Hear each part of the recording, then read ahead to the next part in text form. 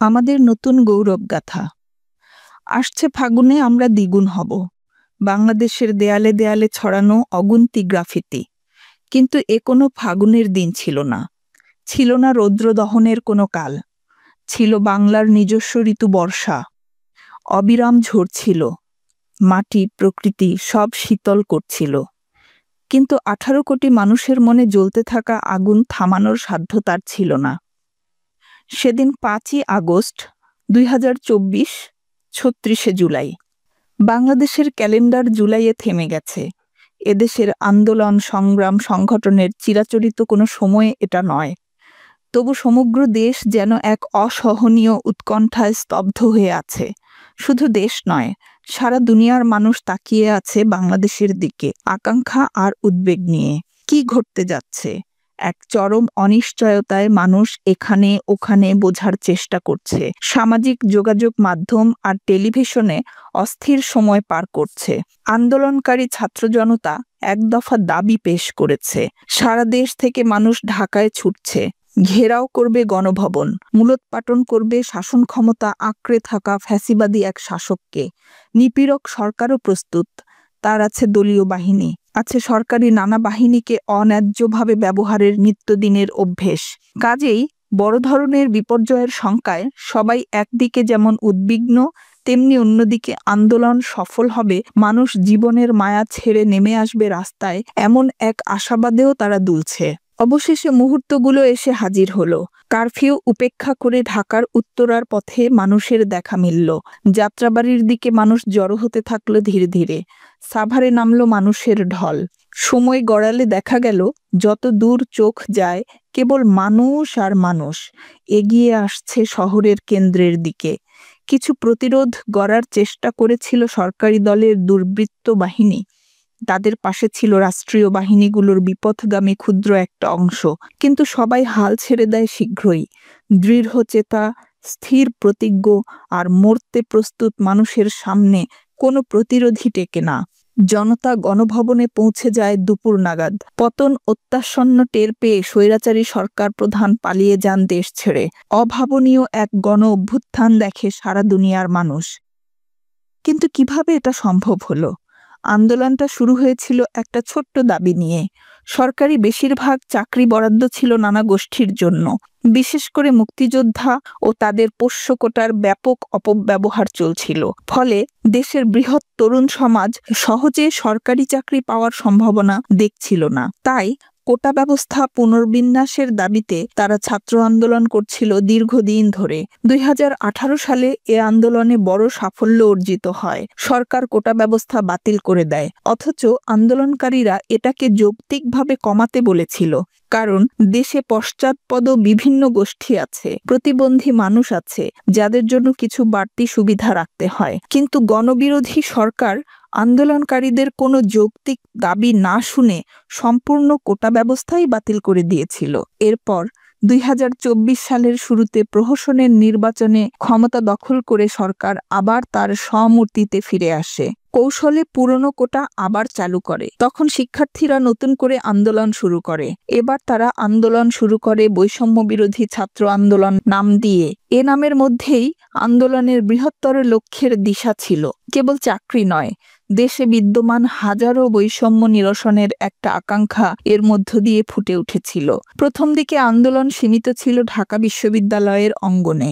ক্রমশ আন্দোলনে অন্য শিক্ষা প্রতিষ্ঠানের শিক্ষার্থীরাও যোগ দিতে থাকে। জনবিচ্ছিন্ন সরকার আন্দোলনকারীদের মনোভাব বুঝতে পারেনি, বুঝতে চায়ওনি। তারা নিজেদের সংগঠনকে দিয়ে বর্বর কৌশলে আন্দোলন দমানোর চেষ্টা করে। কিন্তু তাতে হিতে বিপরীত হয়।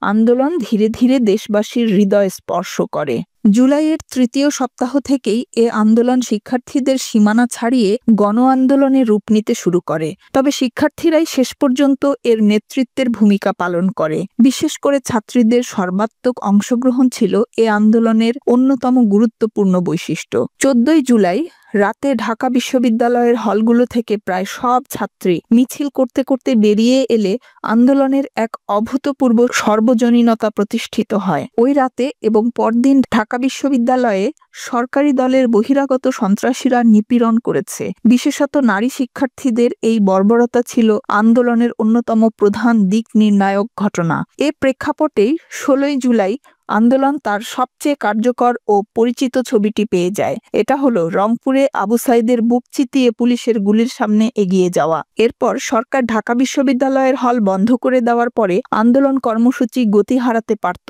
কিন্তু বিভিন্ন প্রাইভেট বিশ্ববিদ্যালয়, স্কুল, কলেজ ও মাদ্রাসার শিক্ষার্থীরা তখন ব্যাপকভাবে এগিয়ে আসে। অসাধারণ জমায়েত, আগ্রাসী মনোভাব এবং অবিশ্বাস্য প্রাণদানের মধ্য দিয়ে তারা আন্দোলনকে অধিকতর বেগবান করে তোলে। সারা দেশের অন্যান্য বিশ্ববিদ্যালয়ের শিক্ষার্থী সহ প্রায় সমগ্র জনগোষ্ঠী আন্দোলনের সাথে একাত্ম হয়ে ওঠে। আন্দোলন গণ অভ্যুত্থানে রূপ নেয়। বস্তুত শিক্ষার্থীদের আন্দোলনের সাথে যুক্ত হতে সমাজের অপরাপর মানুষের কোনো অসুবিধা হয়নি, কারণ দীর্ঘ দুঃশাসনের ফলে সমাজে সে অবস্থা আগে থেকেই বিরাজ করছিল। সরকার নির্বাচন নিয়ে একের পর এক তামাশা করেছে, নাগরিকদের জীবনযাপন ও বিশ্বাস নিয়ে প্রতিনিয়ত অপমানজনক কথা বলেছে। সামান্য দাবি আর মত প্রকাশের কারণে তাদেরকে নির্বিচারে নির্যাতন আর গুম খুন করেছে। চরম অপমান আর হতমানে বিপর্যস্ত মানুষ নজিরবিহীন লুটপাট আর অর্থ পাচারের সংবাদের মধ্যে দেখছিল হু হু করে জিনিসপত্রের দাম বাড়ছে। বাজারের উপর সরকারের কোনো নিয়ন্ত্রণ নেই এবং সরকারের ঘনিষ্ঠ লোকজনই সকল ধরনের ব্যবসা নিয়ন্ত্রণ করছে। বছরের পর বছর মানুষ ব্যাংক সহ বিভিন্ন আর্থিক প্রতিষ্ঠান লুট হতে দেখেছে। আইন শৃঙ্খলা বাহিনী সহ দেশের সকল প্রতিষ্ঠানকে সরকারের আজ্ঞাবহ দাস হিসেবে কাজ করতে দেখেছে। শুধু তাই নয়, দীর্ঘ দুঃশাসনের অন্ধকারের নিচে বাংলাদেশের মানুষ নাগরিক হিসেবে ভয়াবহ অসম্মান এবং অনিশ্চয়তার মধ্যে পড়ে গিয়েছিল। এই দানবীয় শাসন চালানোর জন্য মুক্তিযুদ্ধের গল্প ছিল সরকারের প্রধান অবলম্বন, কিন্তু লোকে দেখল হাজার হাজার সার্টিফিকেটধারী মুক্তিযোদ্ধার জন্ম হয়েছে মুক্তিযুদ্ধের পরে, কিংবা জাল সনদ সংগ্রহ করে চাকরির সুবিধা নিয়েছে অনেকে। দেশের গণমাধ্যমে এ ধরনের সংবাদ অনবরত প্রকাশ হলেও সরকার তার জবাব দেওয়ার প্রয়োজন বোধ করছে না। সকল অনিয়ম আর অবৈধতাকেই সে ঢেকে দিতে চাইছে অবকাঠামোগত উন্নয়নের গল্প দিয়ে, কিন্তু মানুষ জানতে পারছিল এসব অবকাঠামোর নির্মাণ ব্যয় পৃথিবীর অন্য দেশের তুলনায় অসম্ভব রকম বেশি। বছরের পর বছর ধরে একের পর এক দুর্নীতির চিত্র প্রকাশ হতে থাকে। হাজার কোটি টাকার দুর্নীতিও যেন এক প্রাত্যহিক চিত্র হয়ে গরিব আর অসহায় মানুষকে উপহাস করতে থাকে। পরীক্ষায় পাশ ফেলের ব্যবধান গৌণ হয়ে যায়, প্রশ্ন ফাঁস হয়ে ওঠে নিত্যচিত্র। এমনকি প্রথম শ্রেণীর সরকারি চাকুরির পরীক্ষা এবং নিয়োগেও বছরের পর বছর অনিয়ম হয়েছে বলে জানা যায়।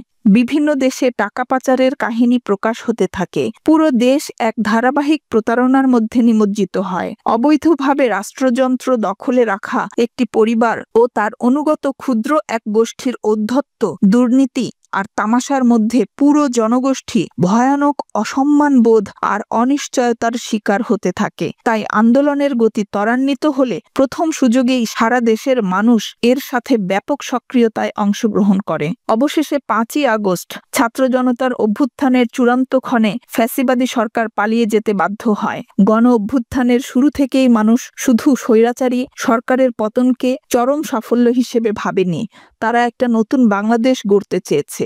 জালিমের নয়, মজলুমের বাংলাদেশ নির্মাণ করতে চেয়েছে। গণতান্ত্রিক আর জনবান্ধব রাষ্ট্র গড়তে চেয়েছে, যা স্বাধীনতার 5 দশক অতিবাহিত হলেও আমরা করতে পারিনি। জুলাই গণ অভ্যুত্থান অভূতপূর্ব এক অভ্যুত্থান, যার নজির পৃথিবীতে নেই। এই অভ্যুত্থান আমাদের জন্য এক অসাধারণ সুযোগ সৃষ্টি করেছে, কিন্তু এটা কোনো দলের নেতৃত্বে হয়নি, কয়েকটি দলের জোটের মাধ্যমেও সংঘটিত হয়নি। মূলত শিক্ষার্থীদের ডাকে অংশ নিয়েছেন সবাই। সেখানে প্রধান অপ্রধান প্রায় সকল বিরোধী দলীয় মানুষজন ছিলেন। ধনী, গরিব ও মধ্যবিত্তরা ছিলেন। শহর ও গ্রামের মানুষ ছিলেন। ইংরেজি মাধ্যমের শিক্ষার্থীরা যেমন ছিলেন, তেমনি ছিলেন মাদ্রাসার হাজারো শিক্ষার্থী। সবাই নিজেদের অবস্থান ভুলে রাস্তায় একত্রে লড়াই করেছিল একটা উদ্দেশ্য সামনে রেখে। এভাবে আন্দোলনের সময় এমন এক ভাষা তৈরি হয়েছিল যার মাধ্যমে সবাই সবাইকে বুঝতে পারছিল। সে ভাষার মূল কথা পারস্পরিক ভিন্নমত নিয়েও দেশের জন্য এবং দেশের মানুষের মুক্তির জন্য কাজ করা যায়। অর্ধশত বছর উত্তীর্ণ বাংলাদেশে এ এক নতুন ভাষা। সেই ভাষা অনুযায়ী আজ আমাদের সকলকে নিয়ে সবার জন্য জনকল্যাণমূলক এক দেশ গড়তে কাজ করতে হবে। প্রকৃতপক্ষে গণ অভ্যুত্থানে বিজয় একটা সুযোগ, সমস্ত মানুষের ভাগ্য পরিবর্তনের সুযোগ, নতুনভাবে দেশ গড়ার সুযোগ। অতীতে এমন সুযোগ এদেশে আরো কয়েকবার এসেছে, কিন্তু আমরা তাকে ব্যবহার করতে পারিনি, ধরে রাখতে পারিনি। এবারের সুযোগকে তাই আমাদের রক্ষা করতে হবে। দেশে নানা মত ও বৈশিষ্ট্যের মানুষ আছে, নানা জাতি ও ধর্মের মানুষ আছে। সবাই যদি যার যার অবস্থানে থেকে দায়িত্ব পালন করে এবং সতর্কতার সাথে দেশ ও দশের দিকে নজর রাখে, তাহলেই কেবল এ সুযোগের সদ্ব্যবহার করা যেতে পারে। আমাদের মনে রাখতে হবে, হাজারো শহীদের আত্মদানে একটা সুন্দর বাংলাদেশ গড়ার প্রত্যয় ঘোষিত হয়েছে জুলাই গণ অভ্যুত্থানে। সেই প্রত্যয়ের প্রতি শ্রদ্ধাশীল থেকে ভিন্ন মতের প্রতি, ভিন্ন বিশ্বাসের প্রতি, ভিন্ন রীতি ও সংস্কৃতির প্রতি সহিষ্ণুতা দেখানোই গণ অভ্যুত্থানের শিক্ষা। আর সেই শিক্ষা গ্রহণ করলেই আমাদের নতুন বিজয় সত্যিকারের গৌরবগাথা হয়ে উঠবে।